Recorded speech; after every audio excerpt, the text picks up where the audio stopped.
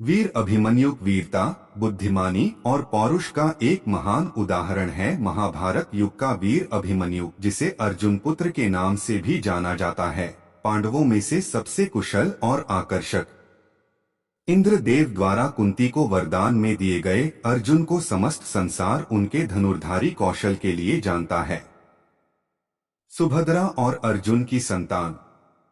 अर्जुन की तरह ही उनका पुत्र भी उनकी छाया लेकर पैदा हुआ था। बचपन से ही अपने माता पिता और अन्य पांडु भाइयों का आदर करने वाला अभिमन्यु श्री कृष्ण की बहन सुभद्रा और अर्जुन की संतान था। अभिमन्यु का बचपन कृष्ण की नगरी द्वारिका में ही बीता था, जहां कृष्ण जी के संरक्षण में उसने हर तरह का योग्य ज्ञान हासिल किया। गर्भ में ज्ञान। यह तब की बात है जब अर्जुन अपनी पत्नी सुभद्रा को चक्रव्यूह भेदने की तकनीक समझा रहे थे। उस समय अभिमन्यु सुभद्रा के गर्भ में था और उनकी सारी बातों को सुन रहा था।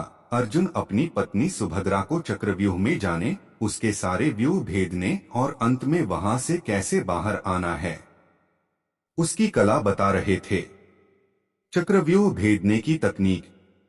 अर्जुन एक के बाद एक सुभद्रा को व्यूह में प्रवेश करने और शत्रुओं को कैसे पराजित किया जाए, उसका वर्णन कर रहे थे।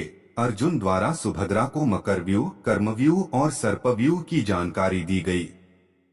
यह सब पार करने के बाद किस तरह से चक्रव्यूह से बाहर आया जा सकता है, यह अर्जुन बताने ही वाले थे कि उन्होंने देखा कि उनकी पत्नी सो गई है। अर्जुन के बाद अभिमन्यु सुभद्रा को सोता हुआ देख अर्जुन ने उन्हें आगे परेशान करना ठीक ना समझा और वहां से चले गए। इस प्रकार से अभिमन्यु ने चक्रव्यूह के बहुत से राज जान तो लिए, लेकिन अंतिम और बेहद महत्वपूर्ण तरीका वह जान ना सका। पूरे महाभारत काल में अर्जुन के बाद यदि कोई चक्रव्यूह में जाने का साहस कर सकता था तो वह केवल अभिमन्यु था। चक्रव्यूह में प्रवेश। गुरु द्रोण ने यह कला केवल अर्जुन को ही सिखाई थी।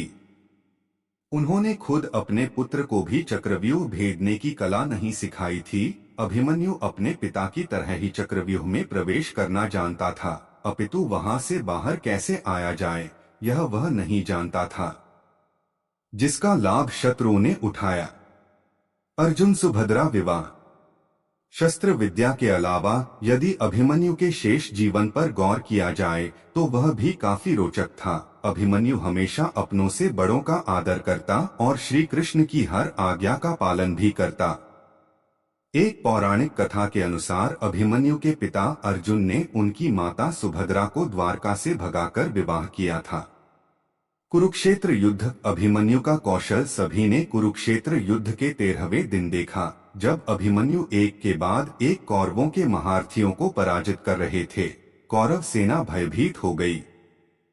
वह समझ नहीं पा रहे थे कि किस प्रकार से अभिमन्यु को रोका जाए। अभिमन्यु द्वंद्व युद्ध कहते हैं कि अभिमन्यु द्वंद्व युद्ध में इतने माहिर थे कि कौरवों में शायद ही कोई ऐसा योद्धा था जो उन्हें पराजित कर सके। इसीलिए उन्हें पराजित करने के लिए कौरवों ने छल का सहारा लिया। गुरु द्रोण द्वारा पांडवों को हराने के लिए चक्रव्यूह की रचना की गई। वे जानते थे कि चक्रव्यूह को भेदने की कला केवल अर्जुन को आती है, लेकिन अर्जुन पुत्र की क्षमता से अनजान थे गुरु द्रोण। चक्रव्यूह भेदने की चुनौती। गुरु द्रोण द्वारा चक्रव्यूह रचा गया, परंतु उस दिन शायद पांडवों की किस्मत उनके साथ नहीं थी। गुरु द्रोण ने पांडवों को सबके सामने चक्रव्यूह भेदने की चुनौती दी। उस समय किसी कारणवश अर्जुन लड़ते लड़ते रणक्षेत्र से काफी दूर चले गए थे। वे इस बात से अनजान थे कि गुरु द्रोण द्वारा चक्रव्यूह रचा जा रहा है। अर्जुन की अनुपस्थिति। अर्जुन की अनुपस्थिति में द्रोणाचार्य ने एक विशाल चक्रव्यूह की रचना की। इस चक्रव्यूह को यदि अर्जुन के बाद कोई भेद सकता था तो वह था उनका पुत्र अभिमन्यु। तब शेष पांडवों ने यह योजना बनाई कि अब वे पीछे नहीं हट सकते, लेकिन अभिमन्यु को सहारा देने के लिए चक्रव्यूह के भीतर जाएंगे। अर्जुन पुत्र अभिमन्यु चक्रव्यूह भेदने के लिए उसमें घुस गया। चक्रव्यूह में प्रवेश करने के बाद अभिमन्यु ने कुशलतापूर्वक चक्रव्यूह के 6 चरण भेद लिए। इसके दौरान अभिमन्यु द्वारा दुर्योधन के पुत्र लक्ष्मण का वध किया गया। अपने पुत्र को मृत देख दुर्योधन के क्रोध की कोई सीमा न रही। तब कौरवों ने युद्ध के सारे नियम भुलाकर ऐसा कदम उठाया जो इतिहास में कभी नहीं लिया गया। आखिरी चरण। 6 चरण पार करने के बाद अभिमन्यु जैसे ही 7वें और आखिरी चरण पर पहुंचा तो उसे दुर्योधन, जयद्रथ आदि 7 महारथियों ने घेर लिया। अपने सामने इतने सारे महारथी देखकर भी अभिमन्यु ने साहस न छोड़ा। उन्होंने अभिमन्यु के रथ को घेर लिया और उसके घोड़ों को मार दिया। अभिमन्यु का रथ टूट गया। अब अभिमन्यु का रथ टूट चुका था, फिर भी अपनी रक्षा करने के लिए अभिमन्यु ने अपने रथ के पहिए को अपने ऊपर रक्षाकवच बनाते हुए रख लिया और दाएं हाथ से तलवारबाजी करता रहा।